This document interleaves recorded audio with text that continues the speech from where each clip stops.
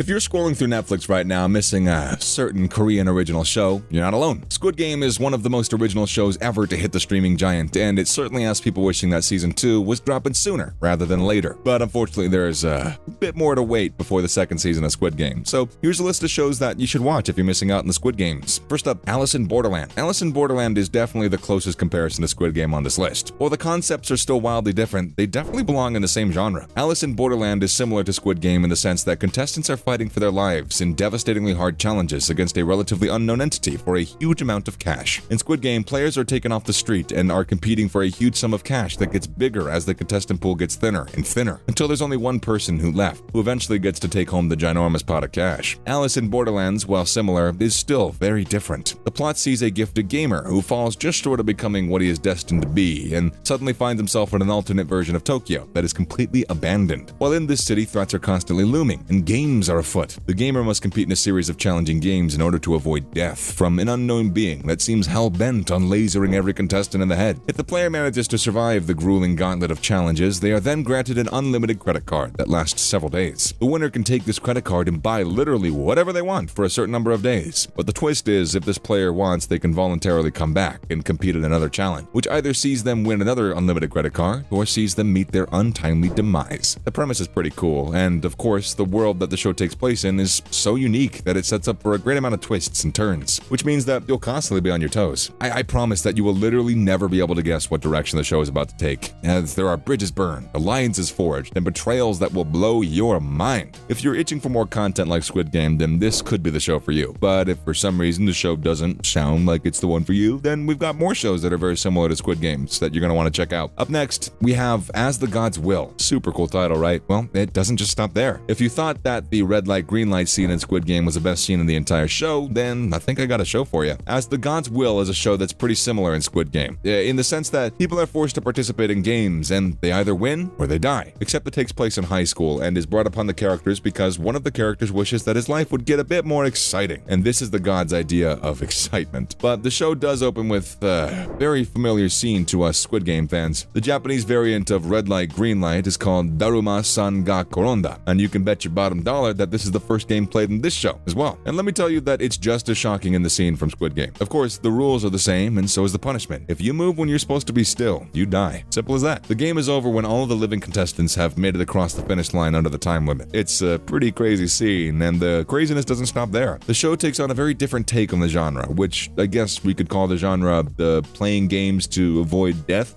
genre, as obviously the show takes place in high school and is orchestrated by the gods rather than some unknown entity. This is a really great show for those of you who need your Squid Game fix sooner rather than later, but if neither of the shows that we just talked about gets you amped, then maybe this next one will. Third on our list is Liar Game. Liar Game is a very interesting take on this type of genre, as it's more horror than the other shows we've talked about so far. While all of them are technically classified as horror shows, as their scenarios would all be a nightmare to be in real life, this one definitely takes the horror and scariness up a level. Liar Game is about a college girl who gets convinced to participate in a game show, where the idea of the game is to trick somebody else, and the more people you trick, the more likely you are to be the biggest winner and take home the gigantic cash prize. And of course, there's got to be a giant cash prize in a game like this one, right? The tricks are gruesome and downright tormenting, and often cause people to get in some less than ideal circumstances, which is where the horror element comes in. It's a pretty crazy show, and honestly, the idea of the show could be changed to a comedy, and I think it would still be very watchable. So that has to mean only good things, right? Well, jokes aside, this is a very good show that gives us similar vibes as Squid Game. Liar Game shares a great deal of similar qualities from Squid Game, like a relatable cast of characters and a very interesting idea for a plot. Not only that, but it is definitely the most interesting show on this list, and different show on this list, as it's not a death game, sort of like the other shows are. However, it does deserve to be put in the same genre as the other shows on our list. While there are no big games that directly lead to your death, like in Squid Game, the idea of doing something rather childish resulting in a huge sum of cash is very much like Squid Game, and therefore is worth at least a gander to fans that are missing Squid Game as much as I am right now. The last entry on your list is Battle Royale. I saved this one for last because it's genuinely the most messed up plot description I have ever seen, and thus it forced me to watch every second of it. Battle Royale is a show very similar to Squid Game, except replacing adults in crippling debt with troubled ninth graders, and replacing playing childhood games in order to win cash with a bunch of savage preteens being forced to kill each other and be the last one standing, or have their heads blown off by the administrators of the games. Crazy, right? But yet the show finds a way to be incredibly intriguing. It takes a deep dive into the minds of children and and how they deal with savagery and mercy and doing whatever it takes to survive. And if you want to see a bunch of children growing up real fast, give this show a go, because it's wild. The show does share a bunch of elements with Squid Games, like fighting for your life, doing whatever it takes to survive, building alliances, committing betrayals, and so on and so forth. The only thing that it has that Squid Game does not have is a bunch of literal children attacking each other with various weapons while they're all got these huge explosive collars on their necks, reminding them that if they don't fight each other, then they'll be killed by this massive explosive device around their neck. Yeah, it's pretty crazy, but they're told that whoever survives and then defeats all the other children will be allowed to freely leave the island, which, honestly, after killing a literal boatload of children, living probably doesn't sound all that good anymore. I'll admit that the show is missing the real-world element of risking everything in order to live a better life element that the Squid Game has, nor does it have any relatable characters, as again, these are all a bunch of kidnapped preteens that have decided to fully dive into killing each other. And I really hope that none of you can